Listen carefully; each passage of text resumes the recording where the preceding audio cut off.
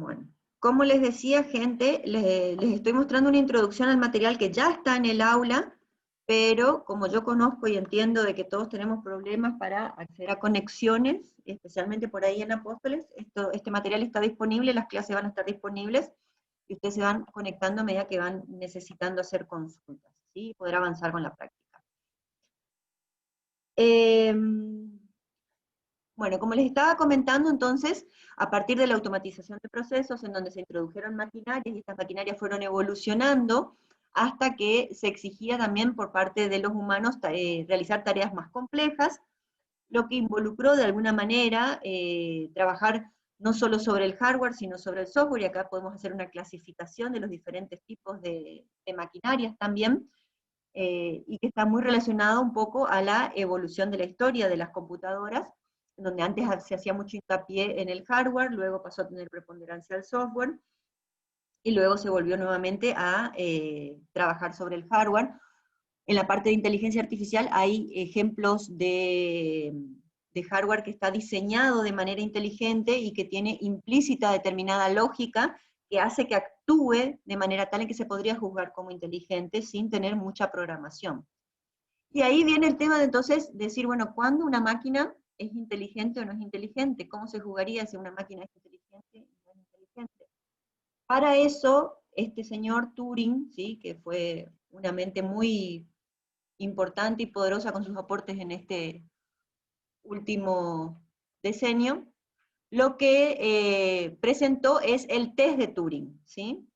El test de Turing lo que dice es, cuando una máquina es inteligente, una máquina es inteligente según el test de Turing, cuando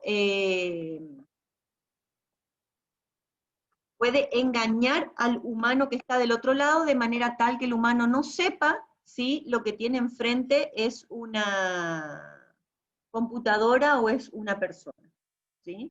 Entonces, en la prueba de Turing lo que él propone es eso. ¿Cuándo decimos que una máquina es inteligente? Cuando de manera tal de que la persona que está del otro lado interactúa con la máquina no sabe si está trabajando con una máquina o una persona. Hay un torneo a nivel mundial en donde se presentan diferentes proyectos que tratan de pasar el test de Turing, algunos lo han hecho, otros no, pero básicamente lo que les preguntaría es, ¿qué se supone que tendría que hacer esa máquina para poder engañar a la persona que está del otro lado? Engañar. Y que esa persona no puede identificar si está tratando con un ser humano o con una máquina. ¿Qué creen que involucraría? ¿Sí? ¿Qué piensan ustedes?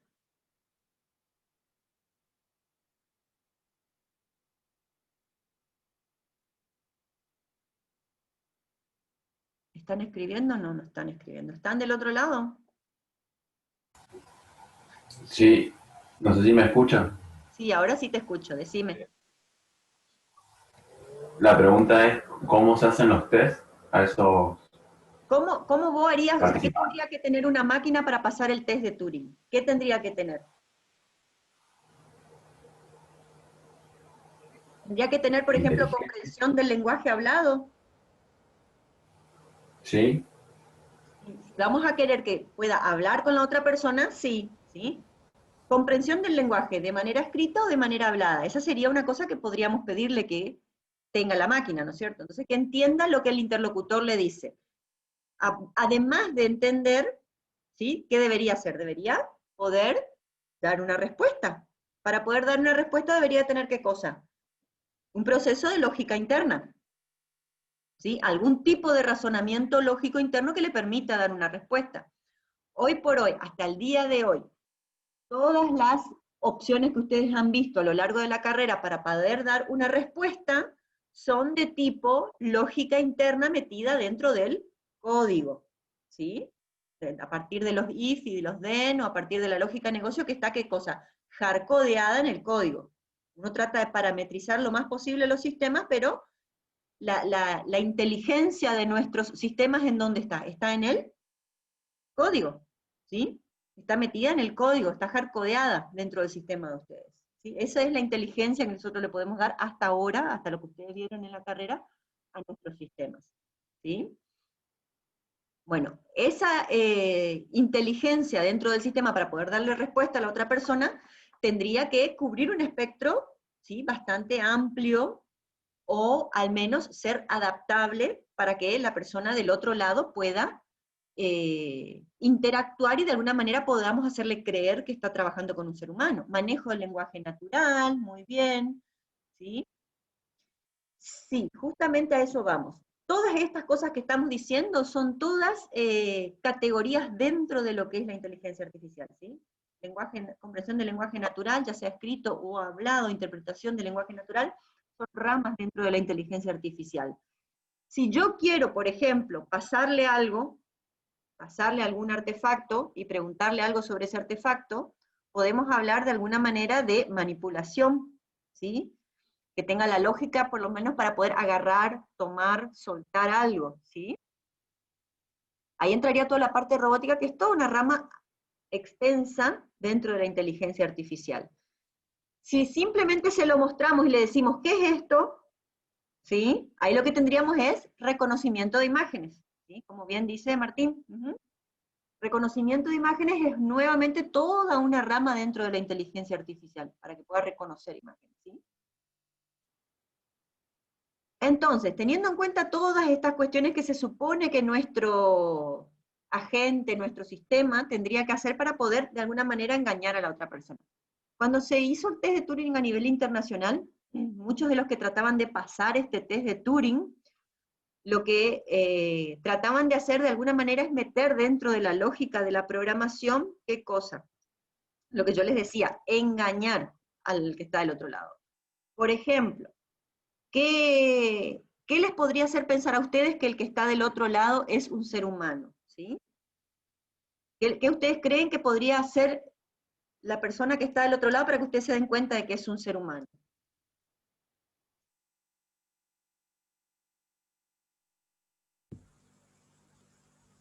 ¿Qué características tenemos los seres humanos? ¿Eh? Y cuando, no sé, cuando responden con nuestro mismo lenguaje, tal vez. Puede ser un uso del lenguaje, decirle, che, decime tal cosa, ¿viste? En vez de, por ahí un lenguaje más lunfardo, más, ¿sí? ¿Tener sentido común? Sentido común en qué forma, por ejemplo. Cualquier pregunta que se le pueda hacer fuera del contexto la pueda responder. O Claro, sea, bueno, para... exacto, bueno, eso es capacidad de abstracción, ¿sí? O sea que vos, o de generalización, capacidad de abstracción de generalización, sería cuando vos tenés alguna situación nueva, desconocida, fuera de la que estuviste hablando, pero enseguida la asimilás con alguna experiencia anterior. O sea, esa es una capacidad que tenemos los seres humanos, ¿sí? Cuando nos ponen frente a una situación que nunca vivimos anteriormente, enseguida buscamos a qué situación lo más parecida a esta vivimos, como para poder hacer frente a esta situación, ¿sí? Esa es la capacidad de abstracción o de generalización para poder resolver problemas.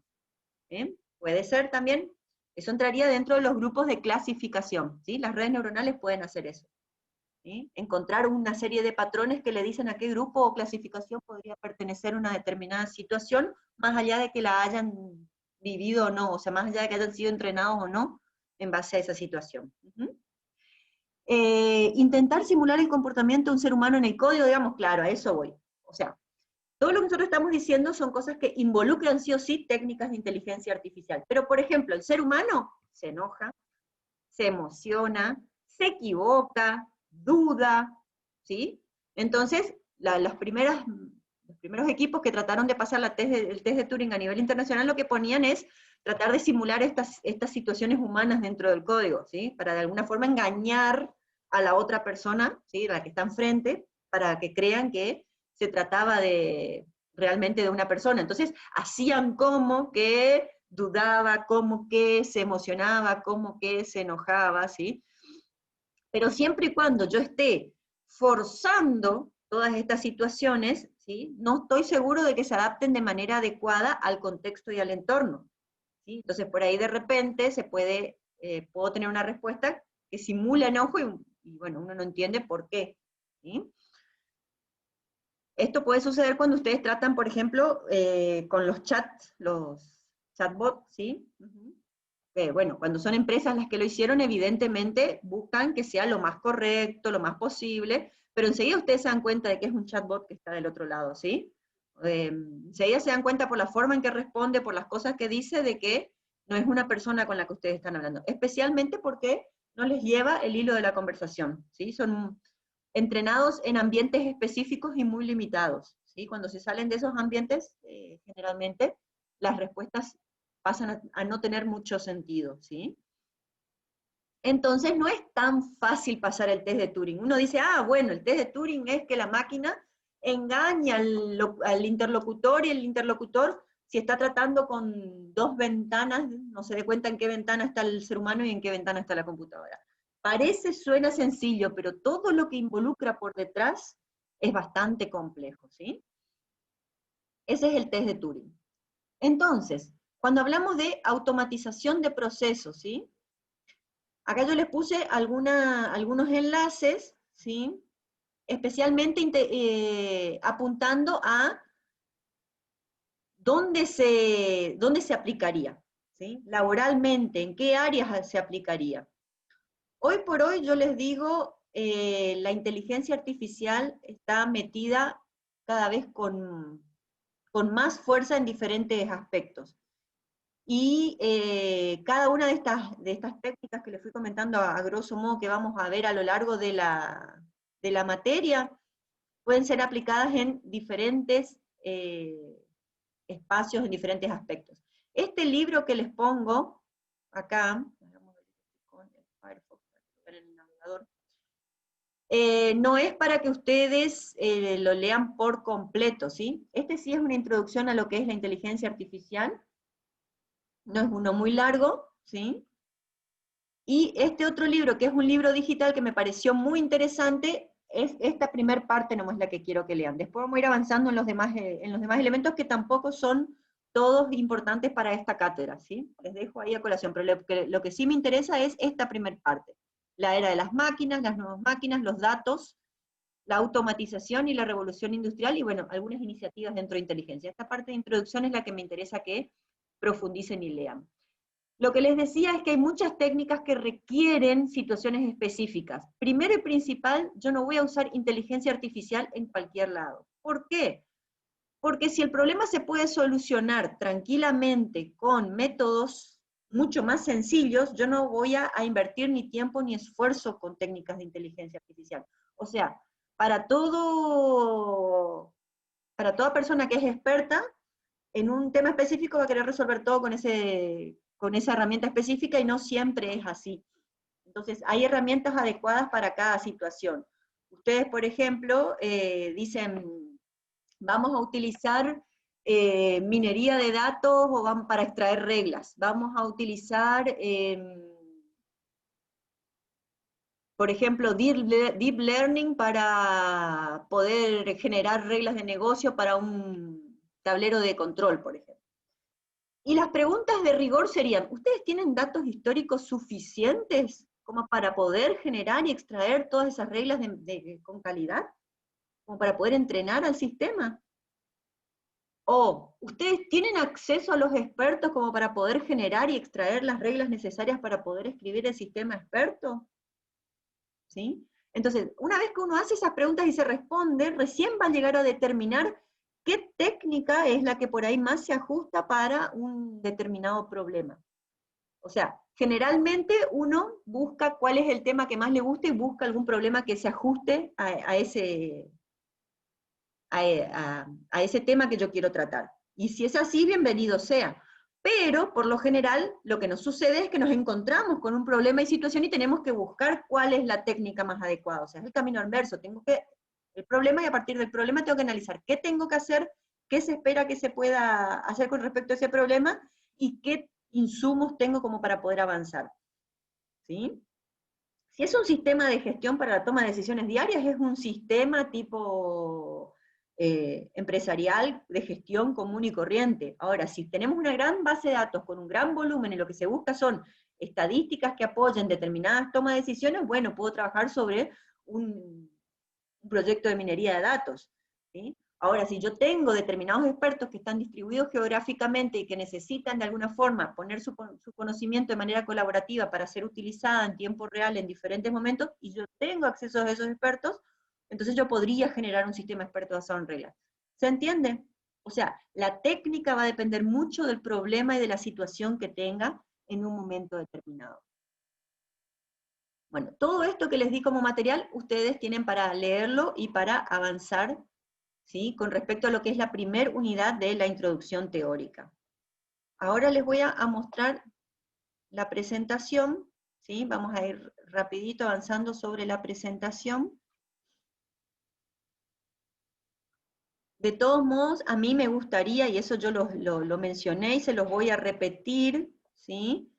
Yo las clases las subo, las voy a subir como videos, van a estar disponibles, pero a mí me interesa de que estos encuentros sincrónicos los aprovechemos de manera tal en que haya interacción. O sea que eso va sí o sí obligatoriamente repercutir en que ustedes van a tener que leer el material y avanzar sobre el material que yo les doy para que estas clases sean clases interactivas. O sea, la idea de nuestros encuentros sincrónicos no va a ser que yo les lea la presentación, ¿sí? Va a ser que ustedes hayan leído el tema, hayan leído la presentación y vengan a la clase con dudas, preguntas y se genere un debate en la clase. ¿Se entiende? ¿Sí?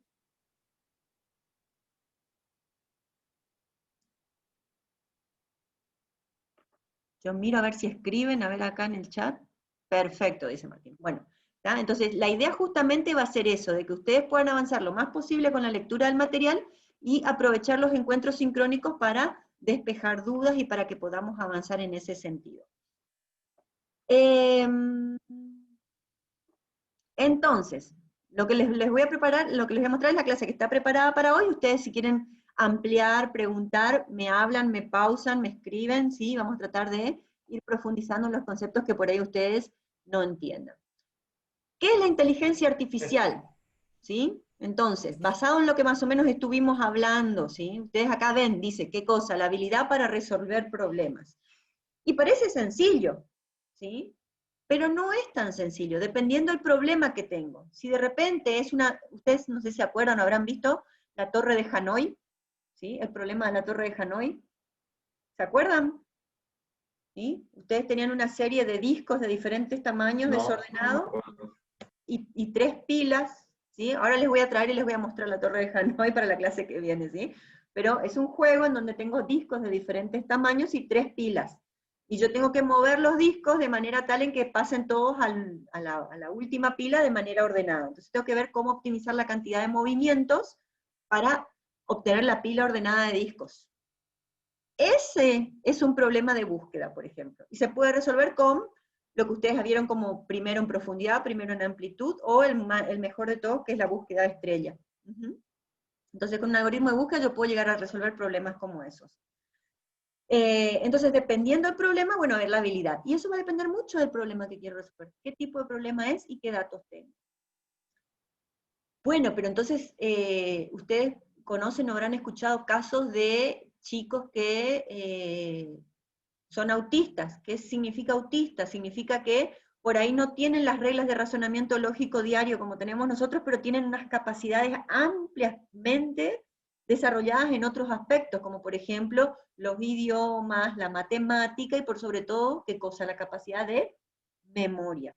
¿Sí? Hay gente que tiene una memoria fotográfica impresionante, que se acuerda de nombres, de lugares, de caras, ¿sí? Entonces, ¿podríamos decir que alguna característica asociada a la inteligencia podría llegar a ser la capacidad de memoria? ¿Qué creen ustedes?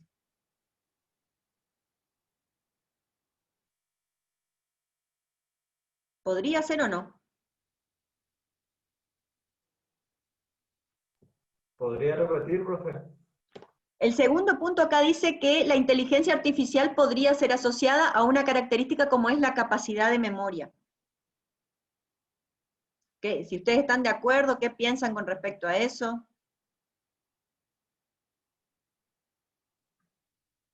Y creo que sí, porque, digamos, al poder, no sé, de alguna manera también resolver problemas, recordar las cosas que resolvió, creo que también es necesario. en base a eso poder también ir mejorando las respuestas. Claro, entonces no? no sería solamente la capacidad de memoria como un sumidero infinito de cosas, sino también la capacidad de administrar esa memoria, ¿sí? Sí, Entonces, si yo tengo mucha información guardada, pero cuando la necesito no la encuentro, ¿sí? Si yo tengo una gran base de datos, pero cuando quiero buscar algo, mi consulta se demora muchísimo tiempo en darme la información, no me sirve, ¿sí? Entonces, la capacidad de memoria y también la administración de la misma de manera adecuada, ¿sí? Como para poder resolver problemas. Alejandro dice, lo resolvimos en algoritmo 2 con recursión. Ah, no sirve, no estoy entendiendo. Algoritmo 2, las búsquedas recursivas, como decís, Alejandro. Ah, la torre de Hanoi. Ah, la torre de Hanoi, bueno, sí, justamente es una de las formas de hacer búsquedas, ¿sí? La recursión. Sí o sí, los métodos de búsqueda implican que vos te puedas manejar arriba del árbol, que vos te puedas mover a través de los nodos del grafo que armaste, ¿sí? De alguna manera. Por eso necesitas la recursión. La recursión básicamente es llamar a métodos en sí mismos, ¿sí? ¿Y por qué utilizas esa llamada a métodos en sí mismos? Porque la lógica de negocio, de comportamiento de cada uno de los nodos es la misma. No tiene sentido, ¿sí?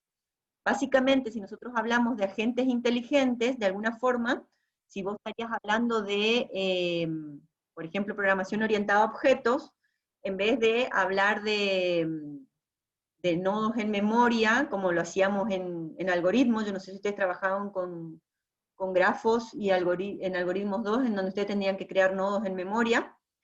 Hoy por hoy con programación orientada a objetos, ustedes pueden crear una instancia de una clase nodo, y esa clase nodo tendría toda su particularidad que la identifica como un nodo único y también su lógica de comportamiento, ¿sí? Entonces, ahí, como no es algoritmo estructurado, la ejecución de la lógica estaría dentro de cada uno de las instancias del objeto nodo que vos hayas creado, ¿sí? Entonces, básicamente no sería recursión, pero sería algo parecido, porque cada nodo ejecutaría la lógica propia de la clase que vos definiste, y se estaría repitiendo el código de alguna manera, ¿no? O sea que sería también como si fuera recursión. Recursión se utiliza mucho cuando es programación estructurada. Pero bueno, cualquiera de las dos formas sirve. Y el no sirve es una consulta que tarda mucho en claro. Justamente lo que les decía, si tenemos mucha memoria pero no tenemos las herramientas como para manejar los datos y perdemos mucho tiempo en recuperar los datos, entonces no sería muy productivo. Y después, la otra característica que menciona para que se pueda dar la inteligencia artificial y es por sobre todas las cosas, la utilización de conocimientos en búsqueda de una meta. Y esta definición es bastante amplia. Porque si hablamos un poquitito con respecto a las dos anteriores, y capaz que incluso las máquinas podrían superarnos a nosotros los seres humanos. Porque las máquinas hoy por hoy tienen muchísima más capacidad de memoria que nosotros, y en algunos problemas han demostrado ser mucho más eficientes resolviéndolos que nosotros. Pero el tercer punto es el que justamente pone el dedo en la llaga, como quien diría, para decir, bueno, pero ¿es realmente inteligente la máquina? Tiene que lograr esto, utilizar conocimiento para poder resolver un objetivo, para poder lograr una meta. Y acá tiene mucho que ver. Primero, el método en el cual yo voy a basarme para poder representar el conocimiento. Como yo les dije, hay diferentes técnicas. Si nosotros hablamos de un sistema experto probabilístico, hablamos de redes bayesianas, y el conocimiento en ese caso está específicamente guardado en, se dice, las verosimilitudes del sistema. Esas verosimilitudes lo que son probabilidades. O sea, una base de datos, un sistema experto probabilístico, lo que va a tener es probabilidades calculadas. Y obviamente relación entre los elementos, ¿no? Y si estamos hablando, por ejemplo, de un sistema experto basado en reglas, ¿sí? Ahí hablamos de un tipo de programación específica que la vamos a ver más adelante, que es la programación lógica, y en este caso ustedes que van a actuar como ingenieros del conocimiento, justamente lo que tienen que hacer es, de un problema del mundo real, poder encontrar la forma de representación adecuada para llevarlo a un sistema computacional. En el caso de un sistema basado en reglas, lo que tiene que hacer es justamente escribir esas reglas. ver la forma en que van a diseñar y van a representar el conocimiento para poder plasmarlo en reglas dentro del sistema experto.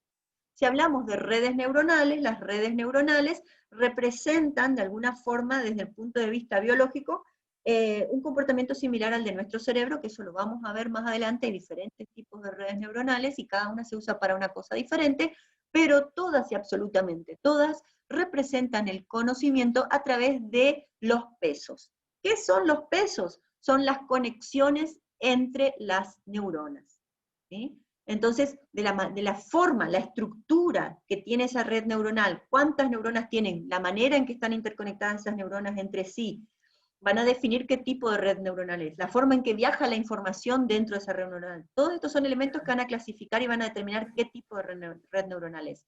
Y esas conexiones que hay entre cada una de las neuronas representan a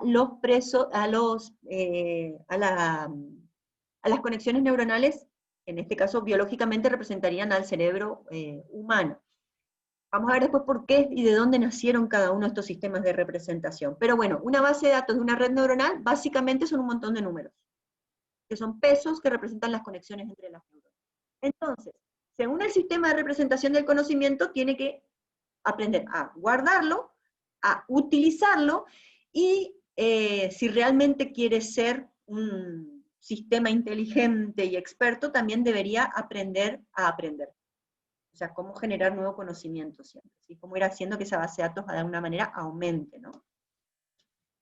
Y una vez que tenemos eso, también saber cómo utilizarlo, cómo utilizar todo ese conocimiento que tenemos ahí para poder lograr resolver algún determinado objetivo.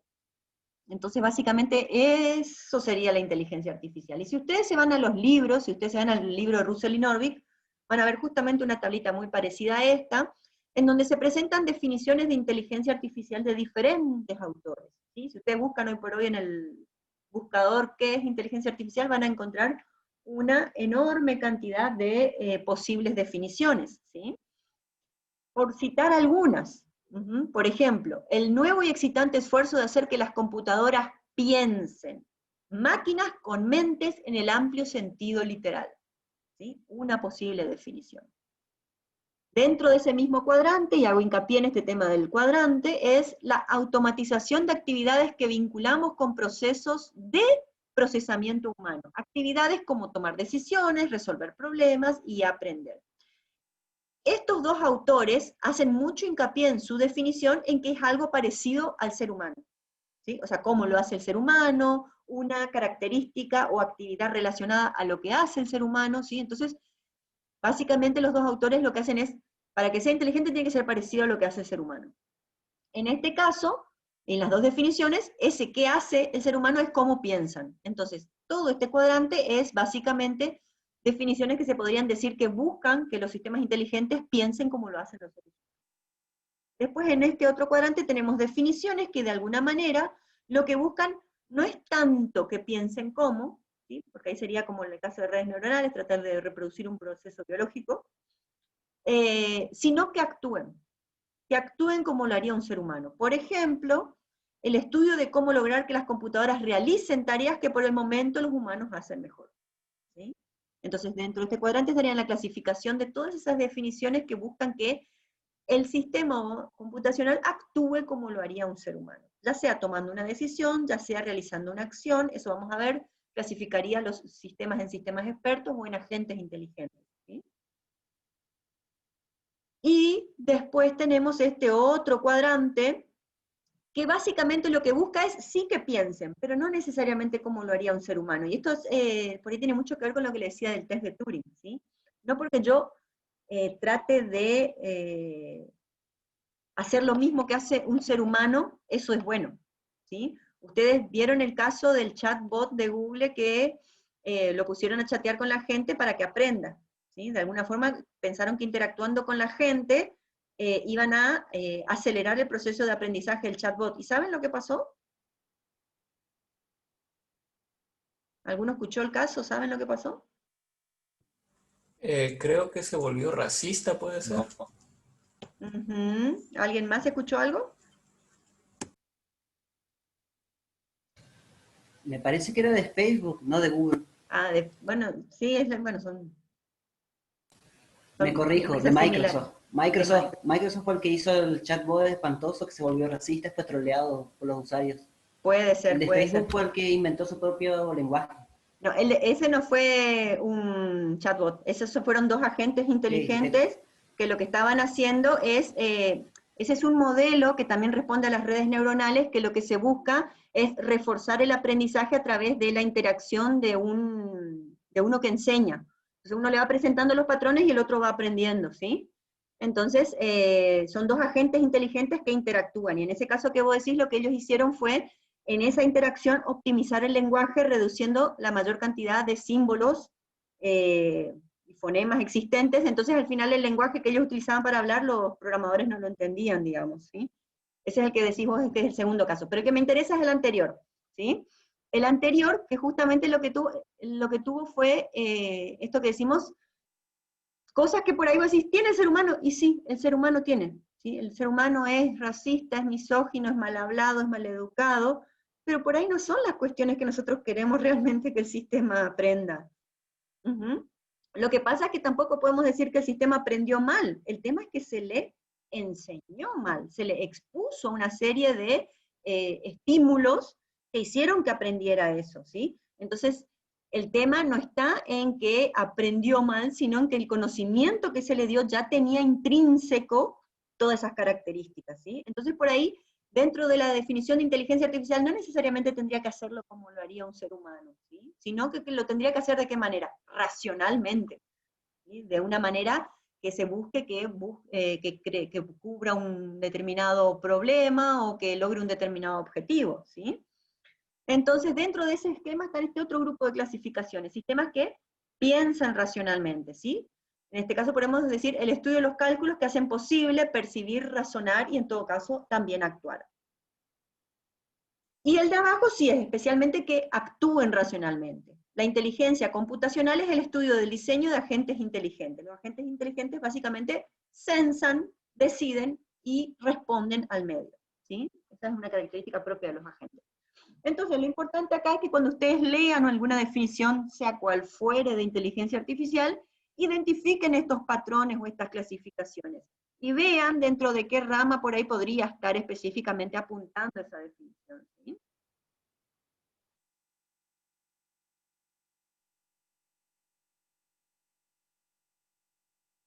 Bueno, entonces, para tener en claro básicamente qué es la inteligencia artificial, tendríamos que saber qué es inteligencia. ¿Alguno de ustedes hizo, no les voy a preguntar el resultado, pero hizo alguno de estos test de inteligencia que andan dando vuelta por ahí? ¿Alguno alguna vez experimentó? ¿No? Yo no. ¿No? Generalmente cuando ustedes quieren decidir qué carrera van a hacer, ¿sí? Les hacen algunos tests, ¿sí? Que no apuntan tanto a la inteligencia, sino al tipo de inteligencia, ¿sí? En base a cómo clasifican la información mentalmente. Casi todos los que eligen este tipo de carreras son gente que tiene un pensamiento lógico-matemático bastante fuerte, y apunta mucho a lo que es el perfil matemático, ingenieril, ¿sí? Por justamente la forma en que tenemos de clasificar la información naturalmente. Otras personas lo hacen de otra forma, y eso no significa que sean más o menos inteligentes, sino que simplemente clasifican o ven el mundo de diferente manera. Entonces, básicamente podríamos decir que existen diferentes tipos de inteligencia, ¿sí?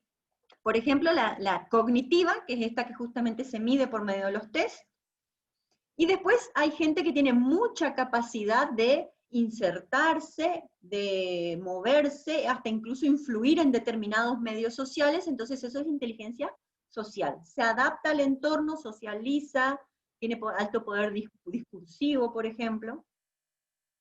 Y después la inteligencia experiencial, que eso tiene mucho que ver con el tema de lo que decíamos hoy de poder generalizar determinadas situaciones y poder hacer frente a situaciones novedosas en base a experiencia previa, ¿sí? Y obviamente que todo va a depender, ¿sí?, del tipo de enfoque que se le dé.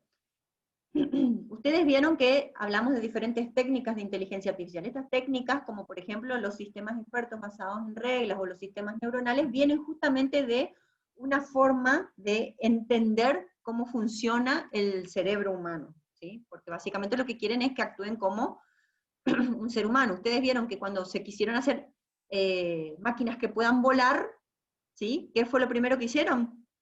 Miraron los pájaros, ¿sí? Y vieron a ver cómo lo hacían los pájaros y trataron de imitar biológicamente lo que hacían los pájaros para poder hacer las primeras máquinas de vuelo, ¿sí? Algunas fueron totales fracasos, ¿no? Porque básicamente no reproducían físicamente, pero no biológicamente, o también le faltaban otras cuestiones, ¿sí? A tener en cuenta o a considerar para que puedan volar. Algunos tuvieron pequeños,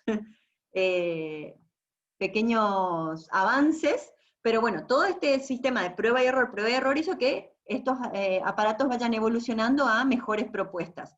Pero básicamente cuando se quiere que algún tipo de creación haga algo, lo que se busca es el referente en la naturaleza que lo hace de similar manera. Entonces, pensar de repente en sistemas expertos basados en reglas era natural cuando no se conocía nada con respecto a cómo funciona el cerebro humano. ¿Sí? ¿Por qué? Porque directamente la única forma de expresión que teníamos de la inteligencia humana era ¿qué cosa? El razonamiento. Y lo más parecido al razonamiento que se tenía era la parte de lógica, los silogismos. Entonces de ahí vienen los sistemas expertos basados en reglas, buscando de alguna forma representar la forma de razonamiento de un ser humano a través de reglas. Pero después cuando surge la neurociencia y de alguna manera se identifica, se descubre cómo trabaja nuestro cerebro, cómo está formado, desde el punto de vista más biológico, entonces ahí aparecen estos nuevos sistemas que son los de redes neuronales, que de alguna forma tratan de replicar esa forma de funcionamiento de las neuronas. Eso obviamente lo vamos a ver más adelante. Entonces se puede ver desde el punto de vista de la biología evolucionista, una inteligencia cada vez mayor no es un objetivo en la evolución, sino una casualidad en la evolución. Desde el punto de vista evolucionista, tiene que ir mejorando la inteligencia a medida que se le van dando mejores estímulos, y eso tiene mucho que ver, por ejemplo, con una de las técnicas que son los algoritmos genéticos, por ejemplo. Los algoritmos genéticos lo que buscan es justamente generar una población inicial con determinadas características, y lo que se le hace es diferentes tipos de pruebas.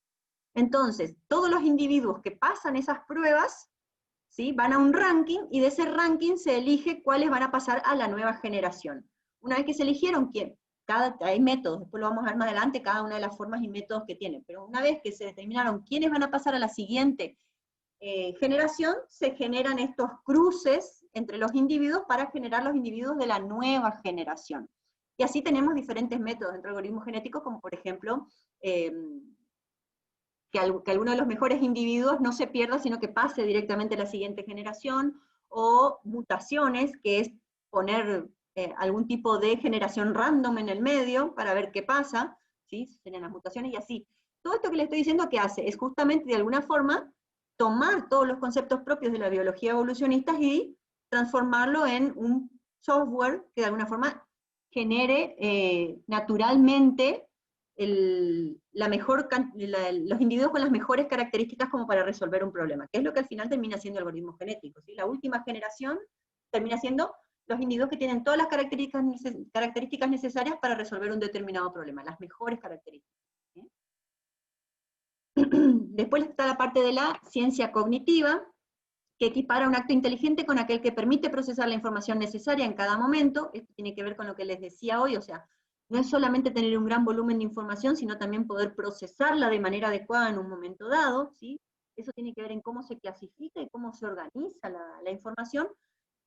Ustedes, por ejemplo, pueden tener un conjunto grande de datos que no tienen aparentemente ningún tipo de asociación entre ellos, pero a través de diferentes técnicas, ustedes pueden tratar de generar agrupamientos entre esos datos, ¿sí? Esto es la parte de clustering, que se puede realizar por diferentes métodos. Uno de ellos lo que busca es generar, por ejemplo, centroides o puntos dentro del grafo de distribución de datos, y lo que se busca es todos los individuos que están más cerca de determinado punto, y a partir de ahí se generan los agrupamientos. Y después lo que se busca cuando se generaron los diferentes grupos, o sea, de cada individuo se determina más cerca de qué centroide está, ¿sí?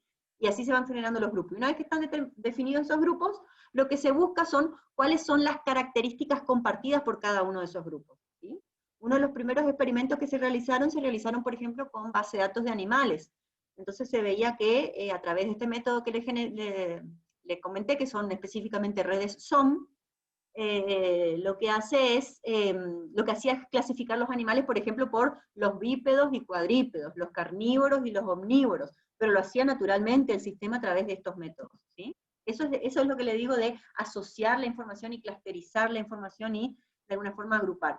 Entonces simplemente después cuando yo busco algún tipo de dato o de información, lo voy a buscar a través de estos grupos y no a través de todo el conjunto de datos, ¿sí?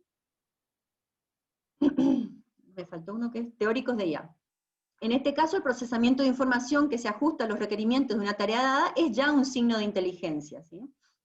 Básicamente lo que sería es, yo le presento un conjunto de datos y le pido que me haga una determinada tarea. Si ya me cumple con los requerimientos, ya con eso yo puedo decir que es inteligente. Hay muchos que caerían dentro del grupo de inteligencia artificial con ese criterio, ¿no es cierto? Así como les dije qué habilidades tendría que tener la máquina para pasar el test de Turing, ¿sí? Bueno, ¿qué habilidades debería tener un sistema inteligente? Habilidades para resolver problemas, poder planificación, planning, así como búsqueda, es también toda una rama de inteligencia artificial, ¿sí? Que es la parte de planning o planificación, que es justamente, por ejemplo, encontrar las mejores rutas, los mejores caminos, ¿sí? La facilidad de adquirir nuevos conocimientos, y esto es lo que les decía, que es algo altamente deseable si estamos hablando de sistemas expertos. Porque si mi conocimiento dentro de mi sistema es estático, a mí hasta me da cosa de que lo llamen sistema experto. Porque si yo necesito al programador para meter conocimiento nuevo dentro de mi base de datos, ¿y qué me diferencia de un sistema hardcodeado, digamos? Entonces la parte del sistema en donde yo que incluso involucra toda una programación paralela, ¿eh? Porque cuando veamos sistema experto y todas las partes que tiene un sistema experto, van a ver que la parte de generar nuevo conocimiento implica toda una programación específica, que tiene todo el subsistema de adquisición de conocimiento, un control de coherencia, una interfaz para manejo con el experto. Entonces es toda un área específica que se dedica o se programa para que pueda de alguna forma adquirir nuevo conocimiento del sistema. Pero por sobre todas las cosas eso se va a poder hacer si yo estoy utilizando las técnicas de representación adecuadas.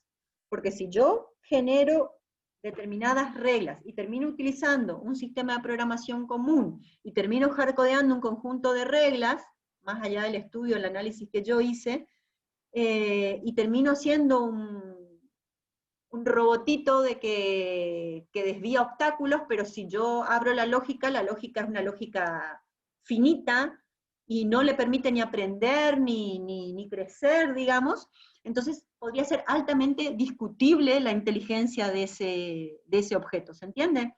O sea, si yo lo estoy limitando a la resolución de un problema específico, y no le permito generar nuevo conocimiento, y no le permito crecer o aprender, podría hasta discutirse si es inteligente realmente o no, ¿sí? Más allá del comportamiento que yo vea que me parezca inteligente, ¿no?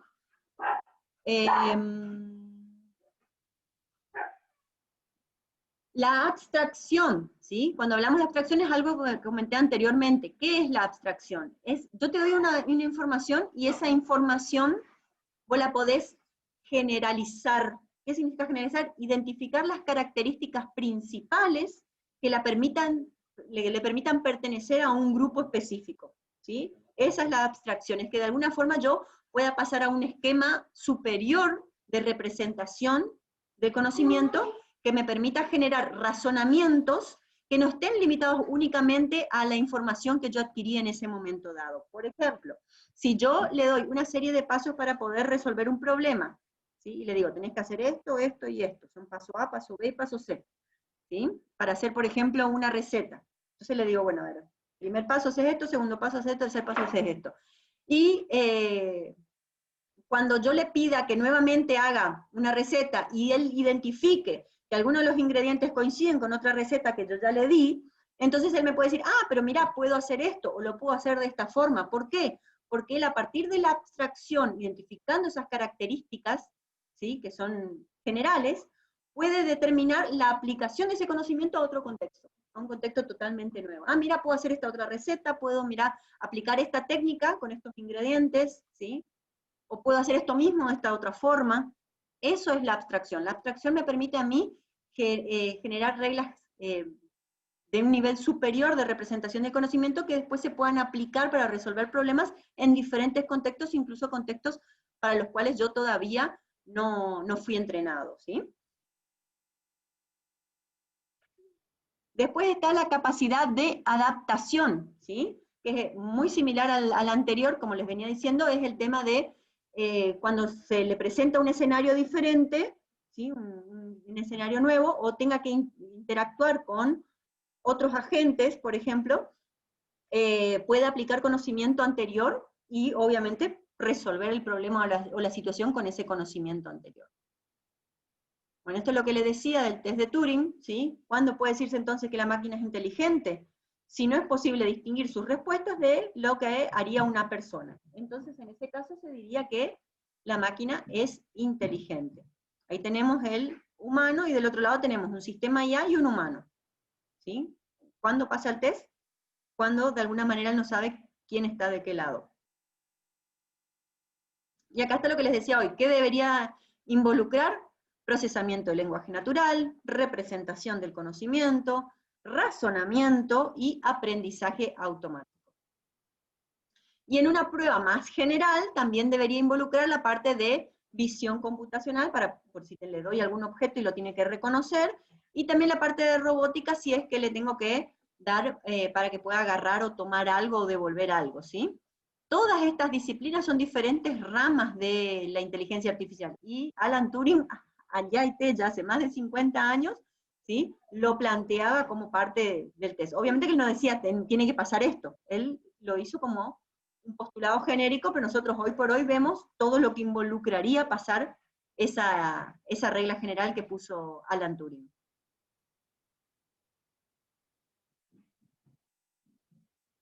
Bueno, entonces, según el modelo cognitivo, pensar como un humano, ¿qué involucraría? En el campo de la inteligencia artificial tenemos conviviendo un montón de ciencias. Ustedes dicen, ah, bueno, pero yo con ser buen estadístico ya está, ya con eso yo puedo profundizar en inteligencia artificial. Y hay muchos otros modelos que están de alguna forma interactuando dentro de las diferentes técnicas, ¿sí? Ustedes dicen, ¿puedo llegar a necesitar algo de psicología? ¿Puedo llegar a necesitar algo de entendimiento del razonamiento humano? Y sí. Son ciencias que van a trabajar de alguna manera relacionadas y van a tener que, dependiendo del área sobre las que les gustaría a ustedes profundizar, van a tener que trabajar. Entonces, dentro de la inteligencia cognitiva, ¿qué capacidades son ideales? La verbal, la espacial, la matemática, la musical, la intrapersonal, la interpersonal y la corporal o cinética. Básicamente, verbal, todo lo que es manejo del lenguaje, espacial, manejo del entorno, incluso del propio cuerpo, ¿sí? Lógica matemática, ¿sí? Razonamiento. Musical, esta está muy asociada a la parte matemática, ¿sí? Por el tema de los tiempos, la duración de las notas, los tipos de notas, ¿sí? Pero obviamente que de alguna forma interactúan ambos hemisferios porque también requiere mucho de la parte artística, ¿sí? La intrapersonal es con respecto a el manejo interno, ¿sí? Manejo interno de los datos, del conocimiento y en el ser humano de las emociones. Y el interpersonal es lo que decíamos social, la interacción con el otro. Corporal y cinética es equilibrio, medir fuerza, aplicación de fuerza, ¿sí? Dentro del entorno. Algo que por ahí tienen mucho los profesores de educación física. Y estas las grandes aptitudes, asociadas a cada uno de estos grupos de inteligencia, ¿sí? Entonces, cuando decimos que piensa racionalmente, ¿sí? Uno de los primeros pensadores que definió la inteligencia o el razonamiento humano fue Aristóteles, que trató de alguna forma de codificar la forma de razonar de las personas, de los seres humanos, y lo hizo a través de los silogismos, ¿sí? La aplicación de la lógica. Sócrates es un hombre, un postulado inicial, sabemos que tenemos un elemento Sócrates, y una afirmación que lo asocia de manera directa, ¿sí?, a una aseveración que es un hombre. Por otro lado, tengo otra afirmación que es, todos los hombres son mortales, ¿sí? A partir de estas dos afirmaciones iniciales y a través de una asociación entre los elementos, como Sócrates es hombre y todos los hombres son mortales, se puede llegar a deducir la información por medio de asociación que Sócrates también es mortal. Bueno, esos son los silogismos. Entonces yo a la máquina, ¿qué le enseñaría? Simplemente que Sócrates es un hombre. Por otro lado, le entraría la regla, ¿sí?, de que todos los hombres son mortales. Sin que nadie le haya dicho nada, por asociación, la máquina me diría, Sócrates es mortal. Eso es lo que se espera del pensamiento racional, y generalmente está representado a través de los sistemas expertos basados en reglas. Cuando hablamos de actuar racionalmente, sí o sí, implica tener una influencia en mi entorno directo. Es propia de los agentes que se espera que actúen de manera racional. Agente viene del latín hacer, que de alguna forma se busca que represente esta interacción con el medio. Y racional es aquel que actúa con la intención de alcanzar el mejor resultado, o cuando hay incertidumbre, el mejor resultado esperado. Eso significa que también, si tiene posibles vías de decisión, posibles caminos de decisión, ¿sí?, que le llevan al resultado, tendría que, de alguna manera, determinar cuál es el mejor de los caminos posibles, ¿sí? Entonces, cuando hay incertidumbre, de alguna manera, tratar de buscar el mejor resultado esperado. En este sentido, por ejemplo, para eso, cuando necesitamos manejar incertidumbre, tenemos diferentes opciones. Cuando nosotros necesitamos manejar incertidumbre en un sistema, por ejemplo, médico, por ahí es mejor trabajar con un sistema experto probabilístico de tipo bayesiano, en donde él me dice, hay tanta probabilidad de que la persona tenga determinada enfermedad, o que tenga esta otra determinada. Entonces, en base al factor de probabilidad, yo puedo llegar a determinar cuál es el más acertado o no, por ejemplo, ¿sí? Sin embargo, en un sistema experto basado en reglas o en una red neuronal, no hay manejo de incertidumbre. En estos casos directamente me dicen, es o no es esto o es aquello, se clasifica y se destina a un determinado grupo o clusterización, o se va por una rama u otra. No hay incertidumbre, no hay manejo de incertidumbre, ¿sí? Y por último también están las opciones de los sistemas difusos, ¿sí? Que si nos dan tiempo podemos ver algo de eso si a alguno le interesa, pero no está específicamente metido dentro del programa de esta materia. Bueno, dentro de lo que es la clasificación de la inteligencia tenemos el dualismo y el materialismo, ¿sí? Y ustedes dicen, bueno, a ver, si yo quiero que hasta ahora ninguno me dijo qué características creen ustedes que debería tener el sistema para que sea inteligente. ¿Se animan a darme ustedes a ver una definición o una característica de un sistema inteligente?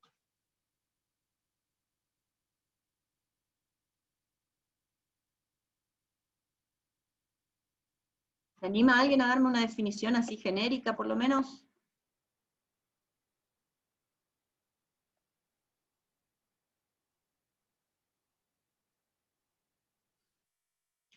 Capacidad de En base a lo resolución. que, Sí, decime, Martín.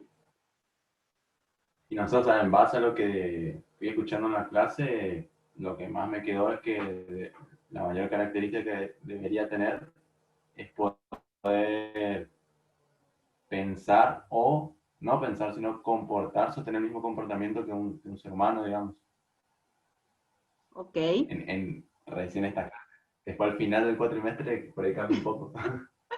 Sí, bueno, esa clasificación entra en un grupo específico, que es el grupo que intenta relacionar la inteligencia artificial con sistemas que actúen como lo harían un ser humano, ¿sí? Acá John dice, capacidad de resolución de nuevos problemas en base a conocimientos previos.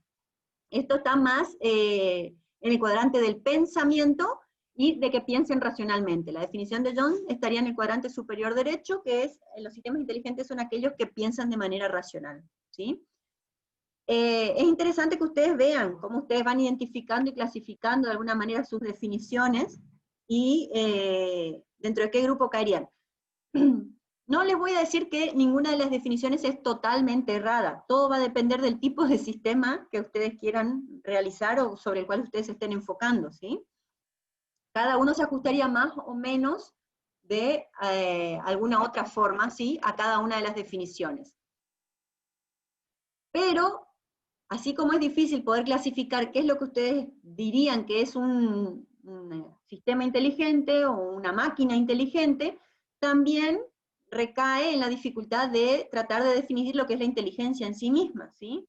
De alguna forma, tampoco existe una sola, sino depende del grupo de IA. Exactamente, o sea, todo depende de el tipo de enfoque que vos le des a la definición, ¿sí?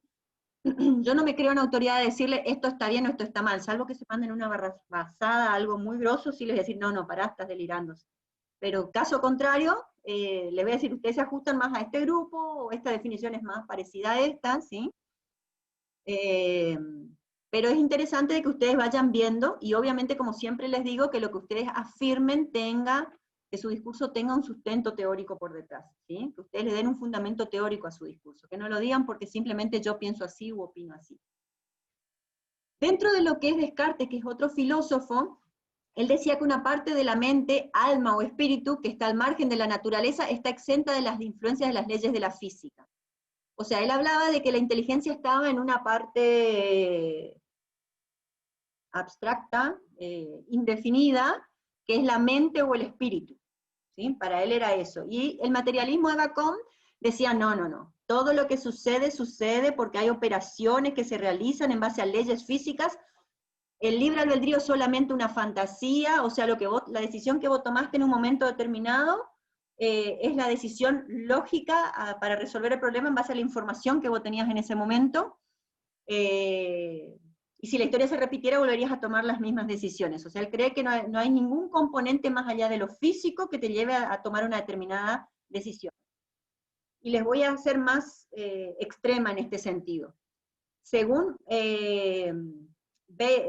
Descartes, por ejemplo, cualquier tipo de decisión que yo pueda tomar está altamente influenciada por un componente espiritual o mental que podría darle determinada subjetividad a la decisión que yo pueda tomar. O sea, yo, dado el mismo conjunto de decisiones en un momento dado, podría llegar o no a tomar la misma decisión dependiendo de este factor supranatural que es la mente o el espíritu, dependiendo de dónde lo quieran ubicar. Pero sin embargo, Bacon dice no. Dada el escenario con las mismas condiciones, siempre el ser humano va a tomar exactamente la misma decisión. No hay forma en que haya un factor aleatorio. Y yo les digo, ¿saben qué? Hoy por hoy en muchos sistemas inteligentes se están metiendo factores de aleatoriedad. Por ejemplo, en algo tan específico, tan determinante como son los algoritmos de búsqueda, que les comentaba recién, ¿sí?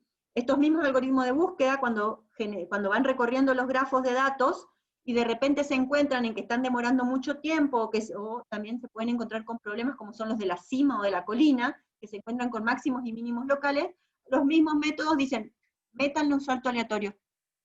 Métanle un salto aleatorio ahí a ver qué pasa y que pegue un salto hacia adelante o hacia atrás, ¿sí? En el grafo de estados en donde está, y por ahí mejoramos hacemos un par de corridas más y vemos si se mejora el comportamiento del algoritmo. O como les dije hoy en los algoritmos genéticos, metamos una mutación, metamos ahí un agente en el medio con características generadas al azar a ver qué pasa, o mutemos algunas características, no todas. Tomemos las mejores características de la generación anterior y mutamos algunas de ellas y vemos qué pasa. O sea que estamos metiendo en la misma programación cuestiones que estarían relacionadas a la parte difusa o la parte que no es explicable 100%. Sí, Alejandro, no podemos mutar el coronavirus. Por favor, que deje de mutar, porque dicen que sigue mutando, ¿sí? John dice, el libro albedrío se basó en Cambridge Analytica, y la verdad es que no sé qué factor, ni cómo lo utilizaron, ni cómo lo implementaron, pero por eso te digo, hay muchas técnicas de programación que están metiendo este factor intermitente, digamos, que podría ponerle cierta difusión. ¿Qué quiero decir esto? Que si ustedes tienen los mismos datos y vuelven a ejecutar el algoritmo, y puede ser que se comporte de forma diferente, porque está metido este factor difuso o esta cuestión de azar en el medio. Según Bacon, ¿sí? El ser humano es un organismo totalmente sujeto a leyes de la física. No hay libre albedrío, no hay azar. Incluso, para ser más extrema, les diría que según Bacon, ustedes se enamoraron de la persona que estaba físicamente y a través del trato social mejor predispuesta por ustedes para ser su pareja. O sea, si de alguna forma diría que hasta incluso las relaciones personales están como decididas de antemano, por alguna forma, ¿sí? No sé si estoy siendo clara con el ejemplo, pero según Bacon no existiría el libre albedrío ni siquiera en el amor. Por ejemplo, por cuestiones genéticas, cuando buscamos una pareja buscamos determinadas características con las cuales creemos que tenemos más afinidad para estar con esa otra persona, ya sea con finalidades procreativas o con finalidades X motivos, ¿sí? Entonces, según nuestro objetivo, según nuestro motivo, buscamos determinadas características en la persona en la que queremos que sea nuestra pareja, y entonces buscamos una pareja que cumpla con esas características, y nos enamoramos de esa pareja que nosotros creemos que tiene las características que son deseables por nosotros. ¿Se entiende? Entonces, según Bacon, ni siquiera las relaciones interpersonales serían algo liberado al libre albedrío, sino que serían el razonamiento lógico que podría haber tomado la persona en un momento determinado, dada la información que tiene. Obviamente que cuando hablamos de personas nunca se tiene toda la información, pero bueno, es algo interesante como para pensarlo, ¿sí?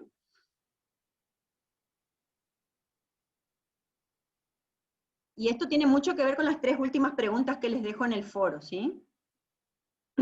Que me parece que son interesantes como para que después lo discutamos en la próxima clase. Por eso me interesa que lean el material, que busquen a Russell y Norvig, que vean lo que les dije en el aula, y que participen en el foro. Especialmente teniendo en cuenta que tenemos la clase que viene Agentes Inteligentes, que es el nuevo tema, y después tenemos mesas, o sea, una semana en que no nos vamos a ver. Así que es importante que por ahí no se dejen estar con el material, ¿sí? Otras formas de representar o hablar de la inteligencia, ¿sí? El empirismo de Locke, según él, nada puede ser percibido, interpretado o adquirido, ¿sí? En la mente si no pasa primero por los sentidos. Y acá está específicamente el tema de los agentes cuando hablamos de la interacción y la forma en que vamos a censar el medio. ¿Sí? Según Locke, si no pasa por los sentidos, no hay forma, no hay manera en que quede implícito en la mente, que se plasme en conocimiento de alguna manera, ¿sí? Y acá, por ahí muchos dirían, pero ¿cómo yo sé tal cosa? ¿O cómo yo aprendí tal cosa si a mí nunca me enseñaron? Y bueno, ahí está el poder de generalización o de abstracción que tiene la mente humana, ¿sí? De asociar conocimientos previos de manera que se puedan aplicar a nuevos entornos sin antes haberlos visto, ¿sí? Y después otra característica muy importante con respecto a los sentidos es, ustedes saben que en el cuerpo humano, el sentido que más utilizamos es el sentido del tacto, porque el órgano más grande que tenemos es la piel, ¿sí? El órgano más grande que tenemos como seres humanos es la piel que recubre todo nuestro cuerpo. Entonces, aunque no nos demos cuenta, nosotros constantemente estamos sensando todo lo que sucede a nuestro alrededor. Y eso vamos a ver más adelante cuando hablemos un poco de los sistemas omnipresentes, ¿sí? De cómo deberían trabajar. Pero, por ejemplo, ustedes están en un lugar por ahí muy concentrados, leyendo, mirando algo, y de repente sienten como que hay alguien atrás, ¿sí? Entonces ustedes se dan vuelta y miran y que efectivamente hay alguien ahí, o vino alguien caminando y ustedes no lo escucharon, pero ustedes sienten. Ese movimiento de aire en el ambiente es sensado por nuestra piel, ¿sí? O también captado por nuestros oídos, pero esa información que entró en nuestros oídos, porque estábamos concentrados en la lectura, nosotros lo decidimos no obviar, no hacer caso, pero cuando en algún momento, ¿sí? Las alertas propias del cuerpo permiten que nosotros nos demos cuenta de algo, entonces es como que pasan a la parte consciente y nos damos cuenta de que hubo un movimiento en el aire, de que hubo algún ruido o algo. Entonces ahí como que nos saca de la lectura y miramos a ver qué fue lo que pasó. ¿Se entiende? Bueno, eso va muy ligado al tema de ¿Qué vamos a procesar de todo también lo que es sensado?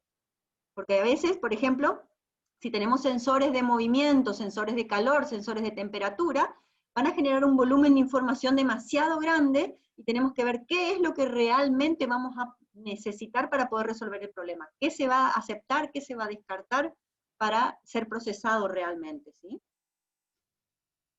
Yo le estoy llevando todo el ámbito propio de la materia, ¿sí? Positivismo lógico de Carnap. Todo el conocimiento se puede caracterizar mediante teorías lógicas relacionadas con sentencias de observación que corresponden a estímulos sensoriales. El conocimiento se obtiene a partir de la experiencia. Esto va muy relacionado con sistemas expertos basados en reglas y probabilísticos. Lo que dice acá es que el conocimiento sí o sí se va a obtener a partir de experiencias previas. En un sistema experto basado en reglas, la única forma de adquirir conocimiento es que ustedes, como ingenieros del conocimiento, escriban las reglas. Estas reglas vamos a ver que después que van a tener una estructura específica, que van a ser escritos de una manera específica, y cualquier conocimiento nuevo que se quiera meter dentro del sistema experto va a tener que pasar por un control de coherencia, que de alguna forma cruce los datos que tenemos y las reglas que tenemos para no generar inconsistencias. Y recién cuando se pasa eso, se puede meter una nueva regla dentro del sistema de conocimiento. Pero entonces, ¿cómo voy a representarlo? Voy a representarlo a través de reglas. Y estas teorías lógicas relacionadas con sentencias de observación van a ser la forma en que yo voy a ir sensando y tomando datos del entorno, y a través de eso voy a generar nuevo conocimiento que lo voy a guardar en mi sistema en algún formato específico. Cuando nosotros hablamos, por ejemplo, de un sistema de red neuronal, un sistema de red neuronal sí o sí necesita al experto o al conjunto de datos que lo entrene previamente. Estos sistemas tienen una etapa previa de entrenamiento y una etapa posterior de utilización del sistema. Entonces, sí o sí necesitamos todo ese conocimiento, esa experiencia previa para poder generar el conocimiento propio del sistema.